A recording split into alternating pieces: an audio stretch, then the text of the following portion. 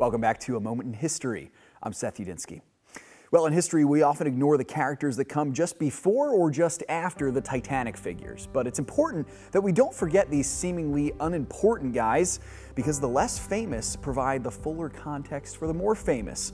Now, with all due respect to today's figure, he was not really all that famous for much, except for being the man to serve immediately before perhaps the most important president in American history. That would be Abraham Lincoln.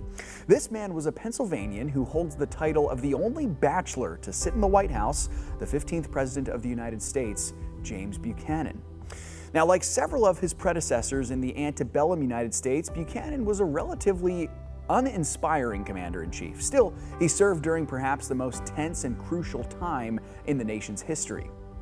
Now, Buchanan was a lawyer early in life, and this gave him the foundation for entering politics. He traveled around the block quite a bit as a political figure, as a member of the House, member of the Senate, and a foreign ambassador. Now, this resume made him eligible for candidacy in the 1856 election, which he won on the Democratic ticket.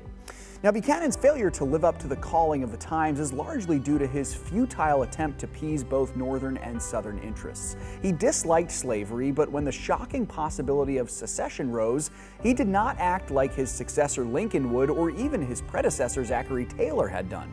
Where both of those men were willing to go to war to preserve the Union, Buchanan just kind of seemed content to trust in the goodwill of the states to not secede.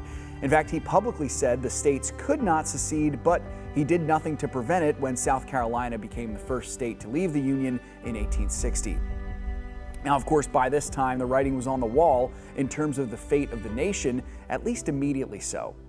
Now, Buchanan was ousted in favor of a much more popular Democratic candidate named Stephen Douglas, who would offer a serious challenge to Abraham Lincoln. Now, in the sovereignty of God, Lincoln was elected. Now, of course, Lincoln's election meant almost certain war, and so Buchanan finished out his days in the White House in a somewhat bleak fashion, having failed to come to a compromise to preserve the Union, and having lost his re-election chance in 1860, he turned the leadership over to Lincoln in 1861 as the nation was heading towards civil war. So Buchanan retired to his central Pennsylvania estate, where he spent the remainder of his life until his passing in 1869. Thanks so much for joining me once again for A Moment in History.